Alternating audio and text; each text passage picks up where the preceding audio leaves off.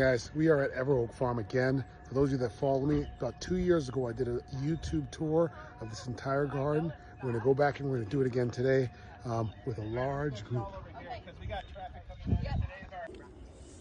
All right, y'all. Well, welcome to Everoak Farm. Y'all, I introduced myself last night, but I'll do another reintroduction. I am Mike Garcia, owner and operator here at Everoak Farm. I am a first-generation farmer. I'm completely self-taught. My background was originally in the hospitality industry. I spent a little over 10 years cooking in and around town, but halfway through my culinary career, I realized I became more passionate about growing food. And I got into growing food because I started just questioning everything. I'm like, how's our food grown? Or what energy, what resources, what time does it take to grow a carrot or tomatoes? And just a lot of, I had a lot of questions, and I was looking for answers. So I go deep into growing, started backyard gardening back in 2012, literally in a little 4x8 garden bed with a few containers, literally 10 minutes from here in Lake Eola Heights in my backyard. And what is it, 13 years later, we're at a 3-acre parcel, literally 10 minutes from where I started growing. So our main focus is having our CSA. CSA is community supported agriculture. We also sell to 5 restaurants, 2 resellers, which is a pharmacy and 4 Roots. And then we have our weekly farm stand here. So those are our sales outlets. Or certified naturally grown with our fruits and vegetables. We do pastured poultry, we keep bees, and yeah, we also are partnered with O-Town Compost. O-Town Compost is a community compost collection service. So we're one of their partners. So we actually make compost here. They collect food scraps. I also work with local arborists, get wood chips. Wood chips being carbon, food scraps being nitrogen, mix the two, cook them up together, and then we do compost. So my goal here on the farm is to go beyond sustainability, because the word sustainable is all cute and all, and I'm just like, sustainability isn't enough. If you think about the word sustainable, it's just like once you get up to a point, you're just sustaining. It's like, how's your relationship? It's sustainable. It's just like, I don't want to settle just for sustainability. We have a lot of agricultural practices out there that are sustainable, but how can we go beyond that and fully regenerate and go and accumulate in abundance? We do a lot of biointensive market gardening. Biointensive just means we're intensively planting while meanwhile maintaining our soil health and fertility. We also implement agroforestry. My goal is to really embrace agroecology and have that balance of ecology and productivity, and figuring out where that fine balance is. I have not sprayed anything organic here or anything in over 2 years at this point. My goal is not to spray anything. Pest and disease is a stress response. It's either too much of something or too little of something. One example would be aphids. Aphids are attracted to plants that take in a large amount of nitrogen. So you as a farmer or gardener or whatever, either if that's synthetic nitrogen, organic form of nitrogen, or even too rich of compost, when that plant takes in a huge amount of that nitrogen and their sugars increase, the aphids are like, oh yeah, you're sweet, I'm gonna eat you. And then they release these nice sweet dews, which also attracts ants. Ants also then farm aphids. Why not? I'm always observing, and that's the big thing. It's coming out here every day, walking, observing, seeing what's happening, seeing how the plants are interacting with each other, with the system. I look at the farm as a whole, as a super organism. Like, there's a lot of moving pieces here. If one thing goes down, it could trigger other things to kind of get off of balance. So I always look at everything as a whole, and that kind of goes into my personal opinion on health too. I look at the human body as a whole. This is a whole human body. And you learned yesterday with bees, I don't know if they mentioned bees are a superorganism. It's not just one bee, like 1, 5, 10, 100 bees dies, not a big deal. There's more complexity to it. It's kind of the same idea as a superorganism. Mentioned agroforestry, so that's what I have the integration. The agroforestry is simply just the integrations of perennials with annual systems, and you're typically growing some sort of timber or firewood or some sort of fruiting crop or some other support species or whatnot. But it's creating that habitat. We're trying to create a habitat for the ecology, for like the insects to actually have, and also to attract birds. Like I have a lot of mulberry cuttings around here. Like you can see here, there's a mulberry tree. I have them probably sporadically planted. That's there not for us to pick and eat, but to feed the birds. I want to keep attracting birds into this area. They're also eating not only berries and seeds, but they're also eating a lot of the worms that are going after our cabbage and whatnot.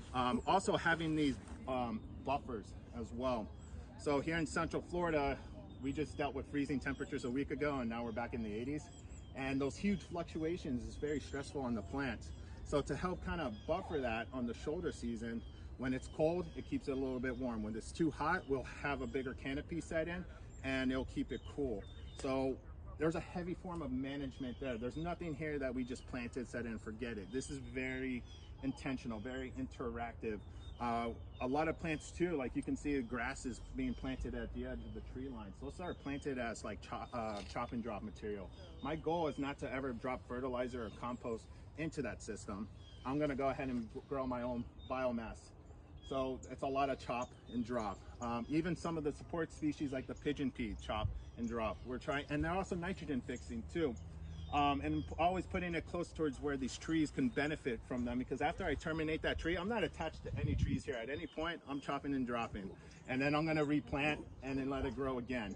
And it's also not focusing what's happening above ground, we're also focusing what's happening below ground, and all the roots and carbons and all the soil food web that's happening in there and the sort of complexity. As soon as that nitrogen fixing tree of that pigeon pea is terminated, there's nodules on those root systems that have little pockets of nitrogen. It's gonna, when that tree's terminated, it's gonna release into the soil. And the thing that's gonna benefit it the most is what's planted next to it, aka the banana. And bananas are hungry. They're thirsty and they're hungry. And so having that support there is there for the bananas.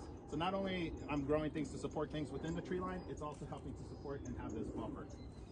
The form of agroforestry we focus on is referred to as syntropic agroforestry. Syntropic is referred to as syntropy. Everyone thinks it's like referred to the tropics and whatnot. It's nothing with that. It's referred to syntropy. The opposite of syntropy is entropy. So syntropy is the accumulation of abundance. It's going from simple to complex, versus entropy is going from complex to simple. So entropy is all chaos, then it's bringing it into order. And that's essentially it. So the sun is a form of entropy. It's just like a ball of energy dispersing chaotic amounts of energy everywhere, versus Earth as a whole, superorganism, is a form of syntropy, because it's taking that chaos of all that energy just floating around, photosynthesizing, capturing that carbon, taking in CO2, which is holding onto the carbon, releasing oxygen, and the whole form of that whole form of syntropy is forming, because now it's going from simple to a very complex form into the ecosystem. Does that all make sense? Yes. Okay. We like critique, we like conversation, we like to hear people's values, and when we see it, sometimes we're like, oh. This is one of the best strawberries I've ever had. This thing is so good. Mm.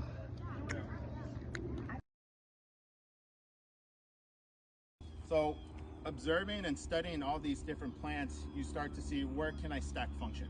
This main center line here is avocado. You're like, man, Mike, what the hell is avocado?